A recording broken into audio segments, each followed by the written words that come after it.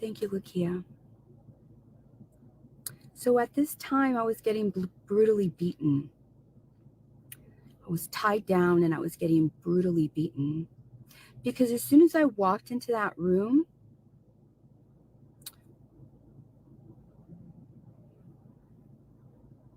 I saw one camera. And I saw a second camera. And I saw a third camera. And I saw a chair. And immediately, someone got between me and the door.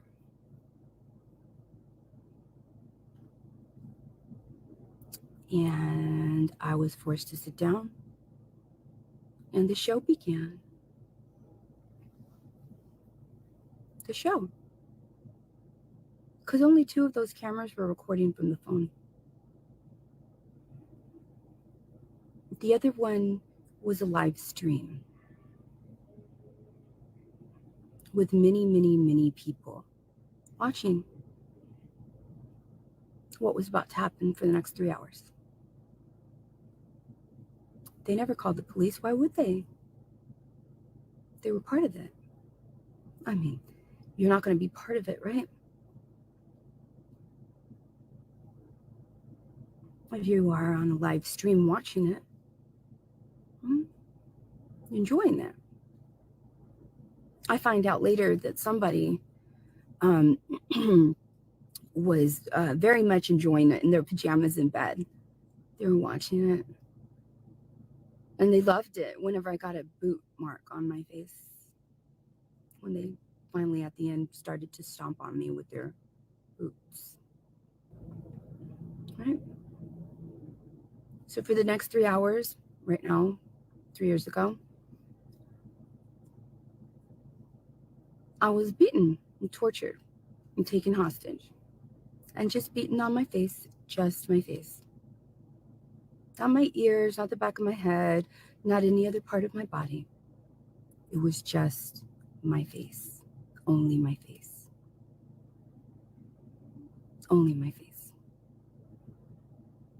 And the person that was doing the most damage to my face was the person that was allowed to be set free from jail because the district attorney that has been going after me for all these years failed to indict her on attempted murder charges.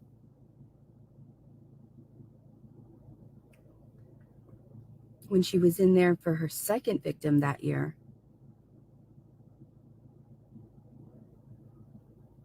her first victim was in January of that year, and I was the third.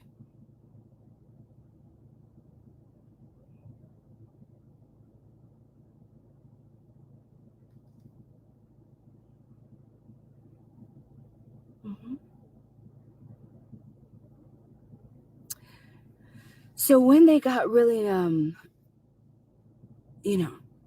guess a little bit bored of beating me up and taking, orders from the people that were on the live stream, they decided to start, robbing me. And I guess they figured, well, since we're beating her and we have her sequestered right here in this room, then, we'll go ahead and start stealing from her. And so they got really frustrated when they couldn't find my keys. Well, because the keys were in my car because my car was running. Because they didn't plan on being there very long. Because I wasn't there.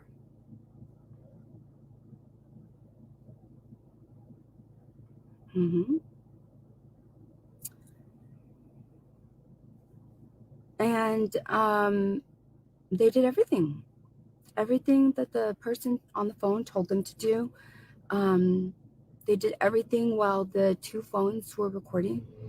They did everything while the audience that was on the live video was watching and enjoying.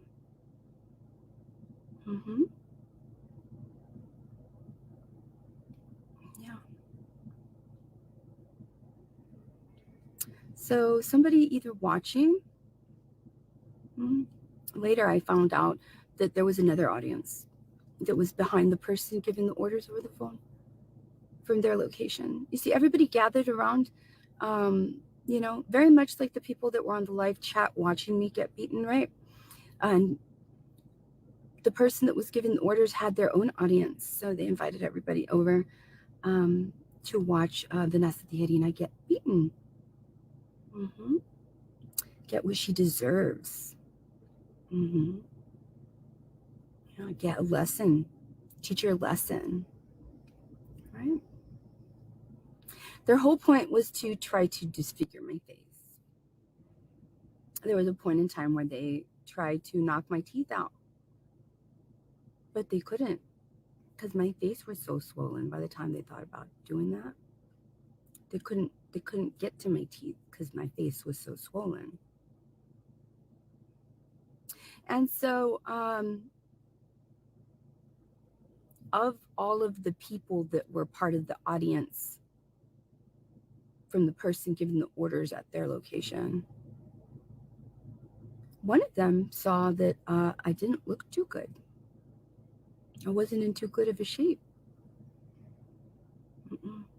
I kept asking them too. Towards the end, they pinned me down.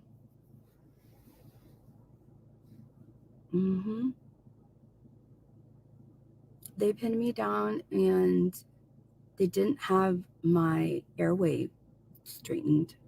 And I kept just asking them, can you please sit me up just a little bit? Please. Because after about the first, 5 minutes, you're just thinking about everything that you can do to survive. And when I saw they're going to hit me, they're going to wind up hitting me in a certain place on my head, or they're going to finally give that, coup de grace, that final blow, or they're going to accidentally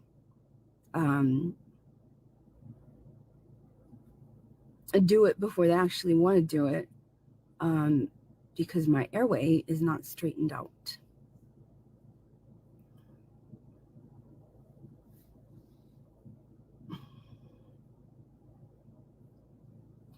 So somebody in the audience behind the person that was giving the orders deviated from that group. And I thank them for it.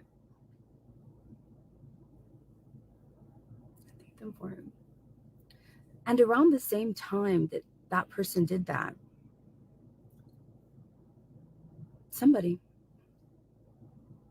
one of the audience members that was on the live stream that just couldn't help themselves, or the person that was giving the orders on the phone, somebody took screenshots of me actively getting beaten and tortured, literally in the middle of it. And so they sent it to one of the hate pages that had been mongering hate against me that entire year. And instead of calling the police, he posts it was first video. And people were shocked and saying, wait a minute, is this happening right now? If this is happening right now, why aren't you calling the police? So he takes it down and he posts screenshots instead. And the same thing happens. Everybody's saying, where's this happening? What's going on? Is this happening to her right now? Even people that hated me were like, what's happening to her? Why is that happening? So he takes down the pictures again, but he never called the police. I think that that's interesting. And the caption was, Vanessa Tijerina is being taken hostage at this moment right now with my bloody face.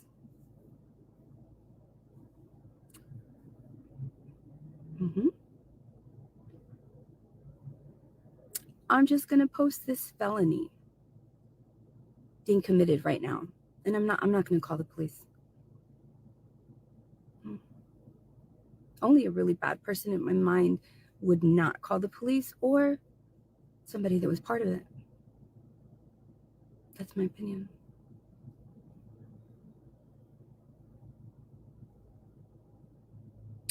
At the same time, there was a lot of people that saw all that. And so they started calling my local police department. And I thank all of you that did that. They knew where I lived. They knew the police department number. They called people from all over. And they were like, we don't know what's going on, but this guy just posted this. And, did they investigate that guy? No. No. Because it's Vanessa that got beaten. Vanessa Tijerina doesn't deserve justice. And if she gets any justice, it's going to be the bare minimum. And she's certainly not going to get justice if it means capturing everybody deeply that was involved. No, because we're the prosecution and we're also against her. And the only reason that she's going to get any kind of justice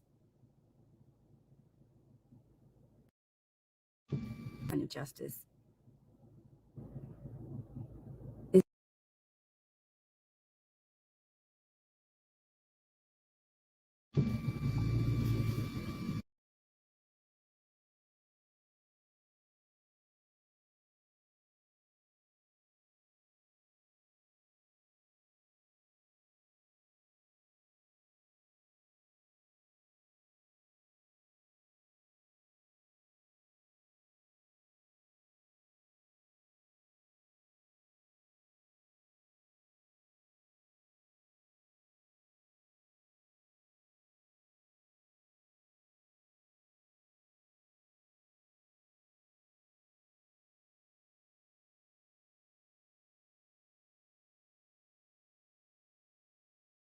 she's here in Rainbow.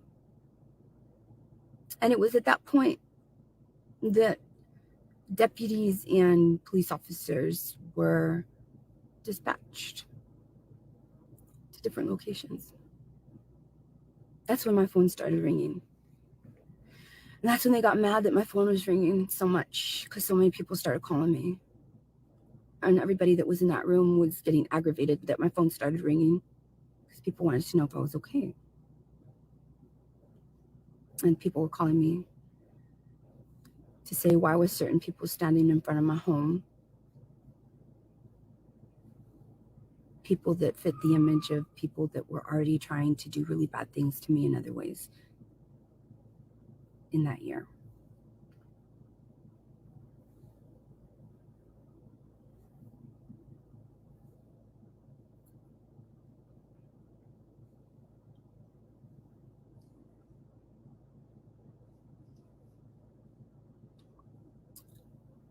And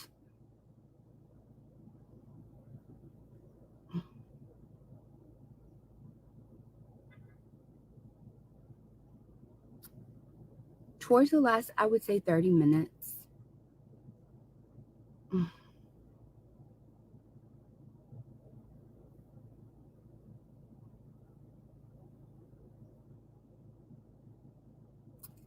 that's when I saw, the person was going in and out of my room, and they were taking everything out of my car, and they were taking it to another location. There were gifts for my daughters and other children. And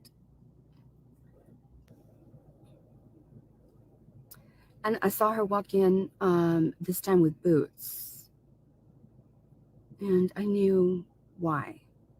And sure enough, they started to stomp on my face.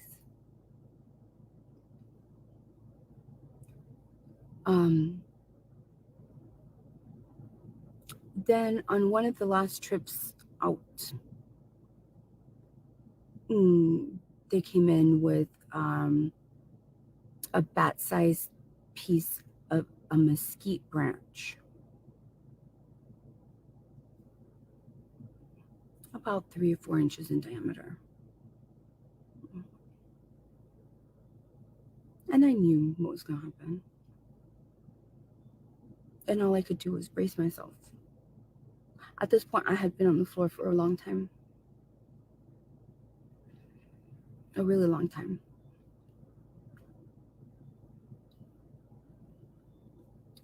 When I was on the floor is when they tied me up.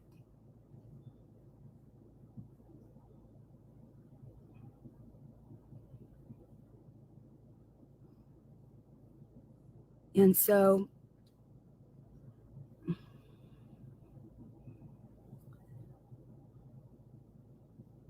she positions herself over me like she did when she was kicking my face, and when she was beating me. And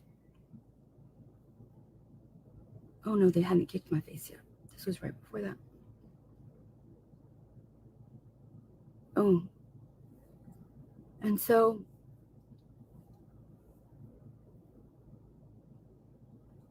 I just see everything that's happening. And you're just there. And so when she gets ready to swing, and I told God in Jesus. And I told myself, this is it right here. Because by that time I didn't know how much more I could take, because I felt my whole face swollen. And I knew that there was a lot of blood, because I kept choking on it.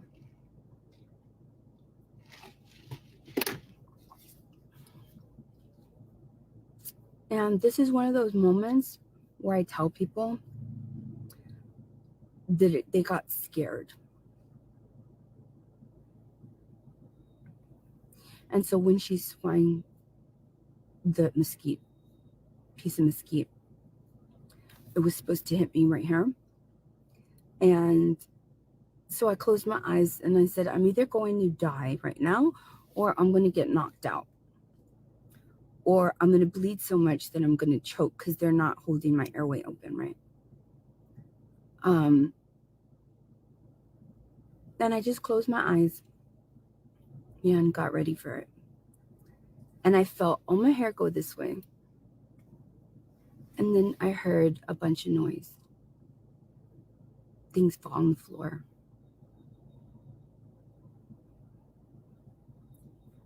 And I never felt what I was bracing myself for.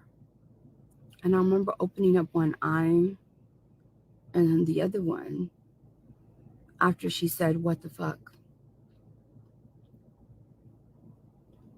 And so when I opened my eyes, I saw them all just staring at me and the ground. And I look at the ground, and the piece of mesquite had broken like glass.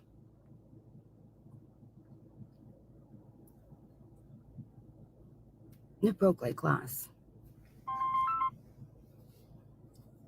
So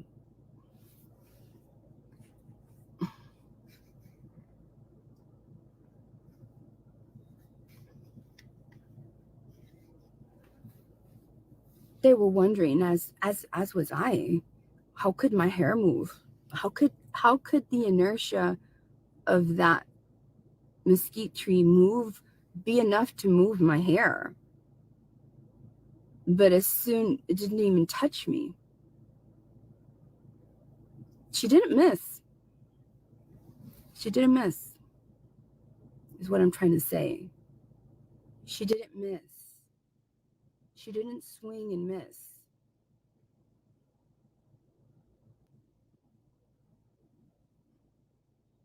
Something stopped it, and it broke like glass, which is why they were all in shock.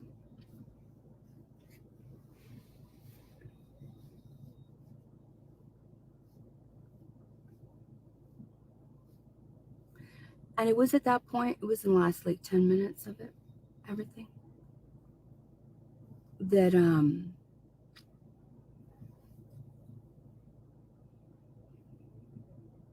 they got frustrated. And the girl on the phone, or whoever was telling her to give the orders or feeding her orders, I'm sure it was a live feed, and people were watching while she was streaming it to these people that had put all this together, which were never prosecuted. And one of them said, "No, we're not satisfied with the boot print on her face. We want the biggest girl to put to stomp on her face, the one that weighs the most." And then the person said, "You know what? I'm going over." I guess, at that point she was tired of giving orders, and she wanted to actively,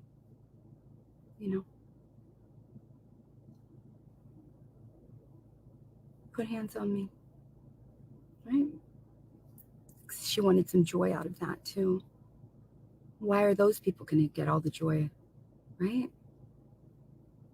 It's a whole nother different level of joy when you actually, the person who's not just watching and not just giving the orders, but you actually doing the damage with your hands and feet.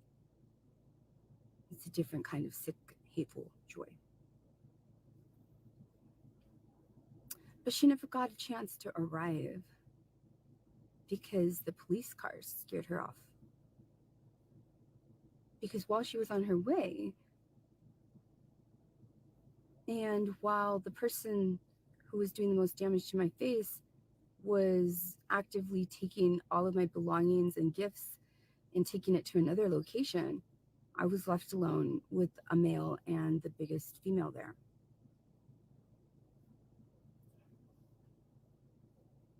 And the whole time, the girl that did the most damage to my face was going in and out with the key to the room. So when all of a sudden it was just us three and there was a knock on the door, they got very scared and I got very hopeful.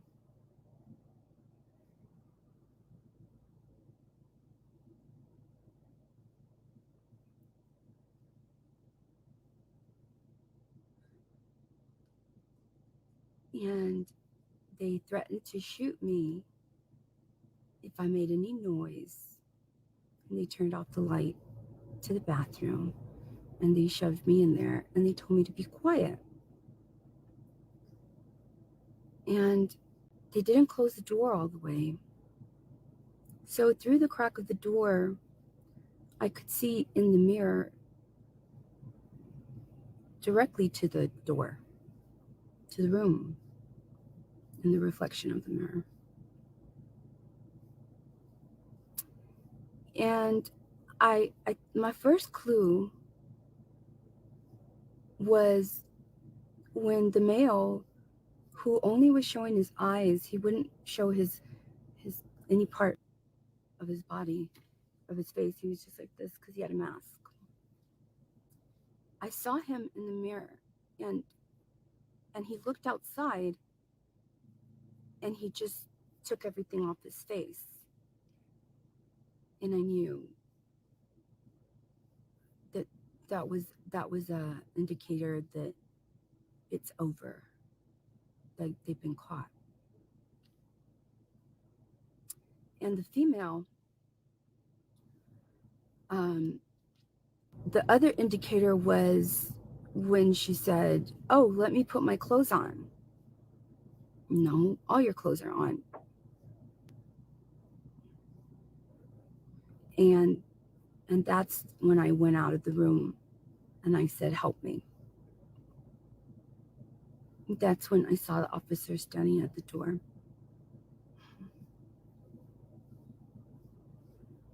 That rescued me.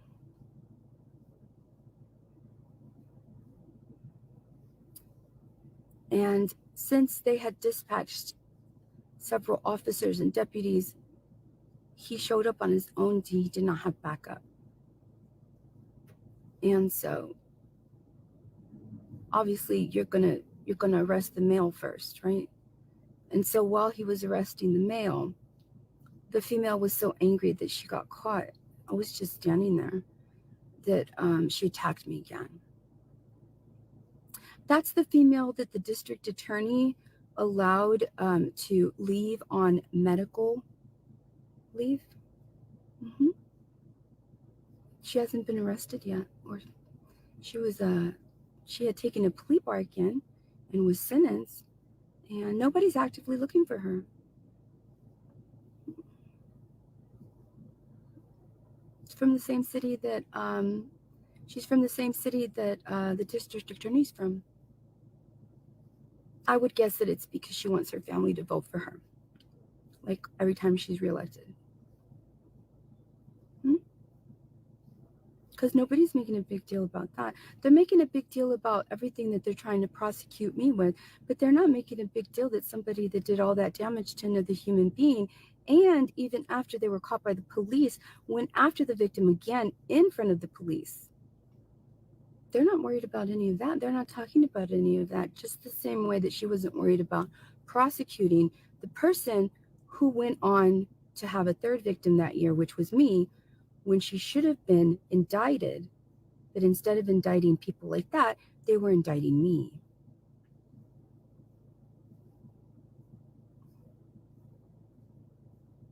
Mm-hmm.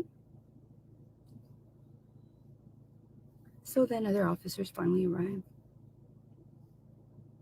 And I go downstairs because I need an ambulance. And I ask the lobby for their phone so I can call 911. And I did. They all got arrested. So I'm waiting for the ambulance, and I see my face in the reflection behind in the lobby, and I didn't recognize myself because there was not one feature on my face that was recognizable. Not one. Nothing. There was nothing about my face that you could recognize me at all. And then I knew why the person in the lobby had the face that they had on their face when they saw me, because I hadn't seen myself yet. Then I understood.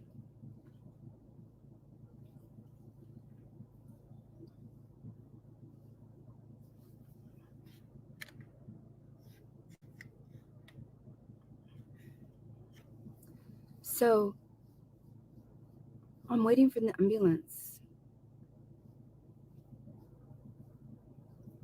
And then the ambulance gets there and I get put in the back and I'm on the gurney. And right before we leave, somebody from the police station gets there. And they tell me, Vanessa, let's put all of the past in the past. Let's work together so we can find who did this to you.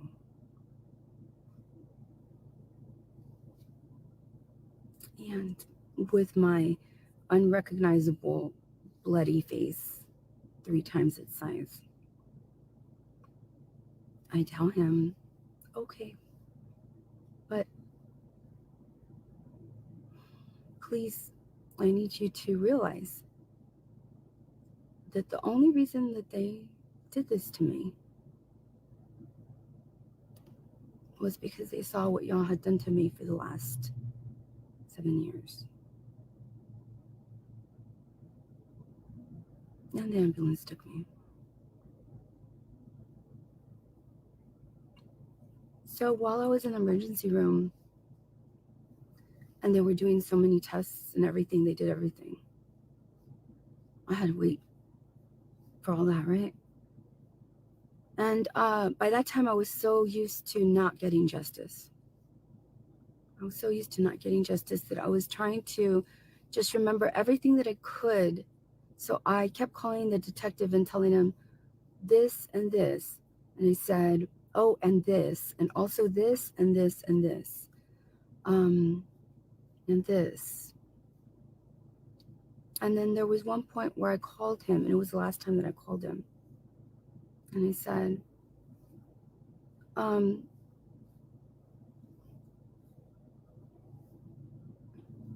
you're gonna protect the crime scene, right? Like, you're not gonna let anything like get cleaned up and stuff, right?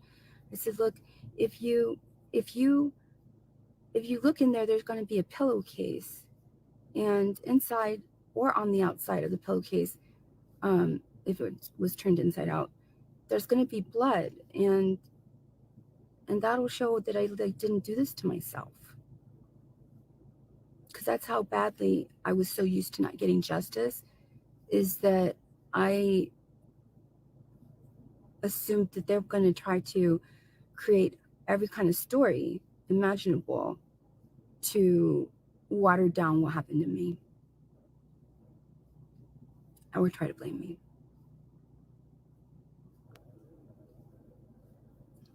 So when I finally called him and I tell him that, and I'm like, so please don't let them clean it up. You'll see my blood in there. And that way, what I was trying to say was, this also corroborates my story. I was trying to corroborate my story because I was so used to not receiving justice.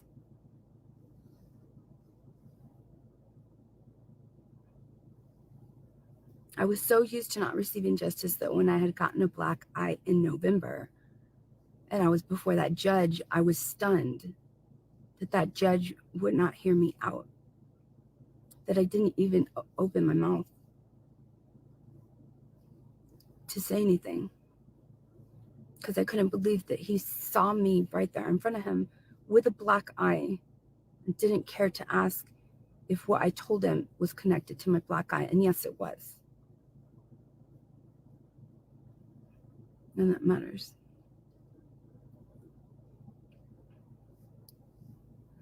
So while I was trying to corroborate my story and tell them about the pillowcase, is when he says, Vanessa, it's okay. And I said, what do you mean? And they said, we recovered all the gifts, because they knew that I was worried about that. We got your car back. We arrested people already, some more. We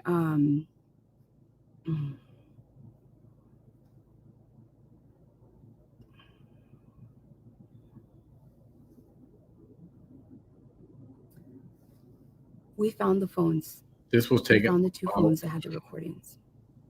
It was the night before. And so we know exactly who did it. These are the same people. But really, no, they didn't. They know who was in the room doing it. They know who was on the phone doing it. The people that were involved in this incident. No one cared to find out who was part of the live audience watching me, and who was going to be the recipients of the videos that were being taken by those two phones, because those are the people that had everything to do with it.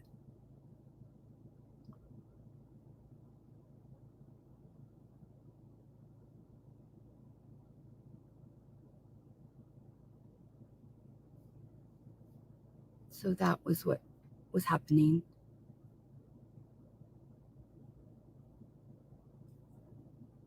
Three years ago, right now.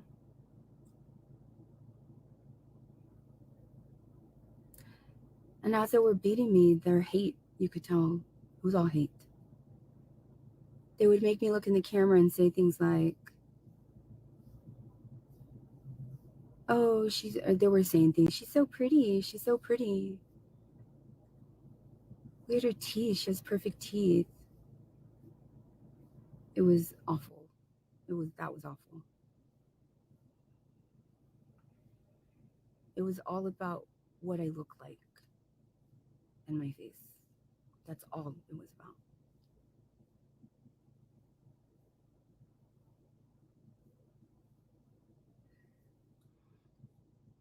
The emergency room doctor then came in. He busted through those doors. And he was like, I cannot believe this.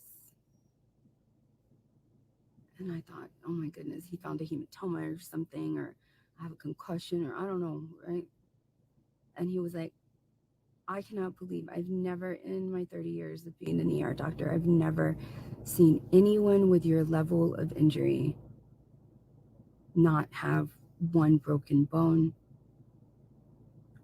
a tooth knocked out, anything. You don't have anything. You have nothing. This is all going to go away. He said it's going to take time, and it's going to take maybe up to a year for you to look exactly the way you looked before. But other than that, he said, this is a miracle. I've never seen this.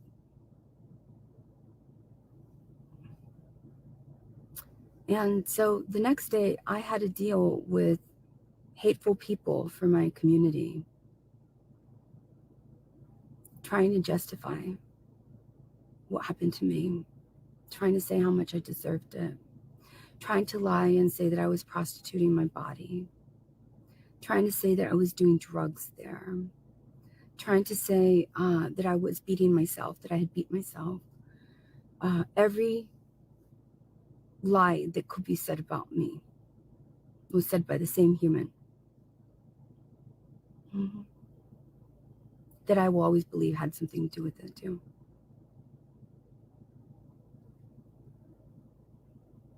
As soon as I was released, I did the one thing that they asked me to pose for the camera for and say that you're not going to do any more videos.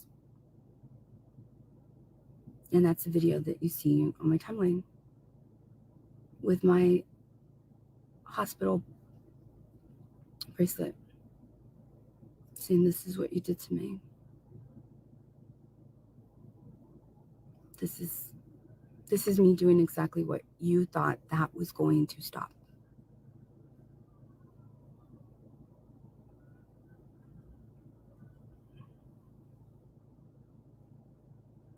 And I allowed myself to go live through the entire healing. I wanted everybody to see the whole process of it, everything. Everything. It took a couple of months for all of the bruising to go away. And when the bruising was down significantly is when I did the final installment of what would have been the last installment that night of the story of Jesus. And I completed it a month later, but I did it 2 weeks later, but I did it.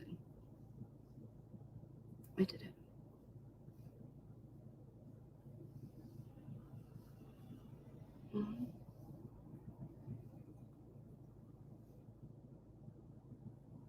And that's it. That's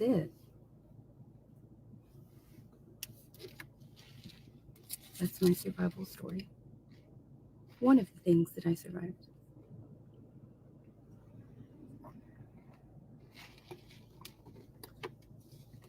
That's it for the third year of survival. 2023.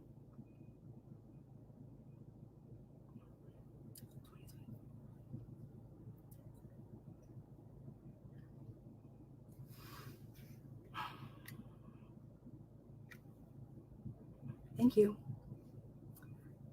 I see you, New York. So I'm going to let y'all go now.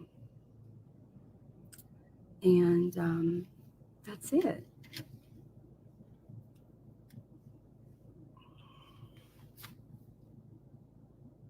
Y'all have a Merry Christmas tomorrow. I might go live tonight. I don't know.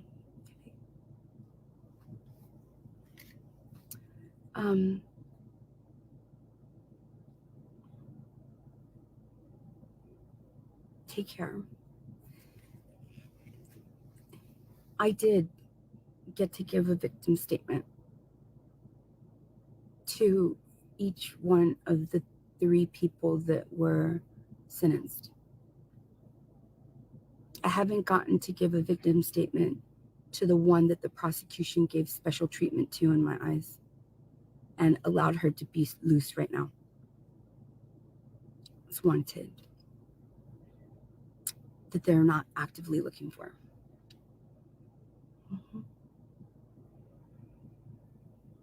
The same prosecutor that's prosecuting me.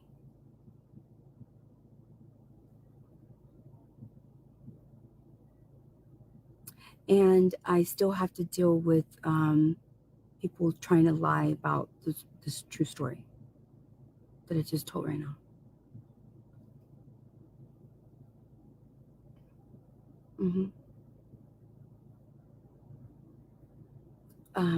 Thank y'all for the love and the kindness. And maybe I'll see y'all tonight. Have a nice day. Merry Christmas Eve. We survive. We just have to try.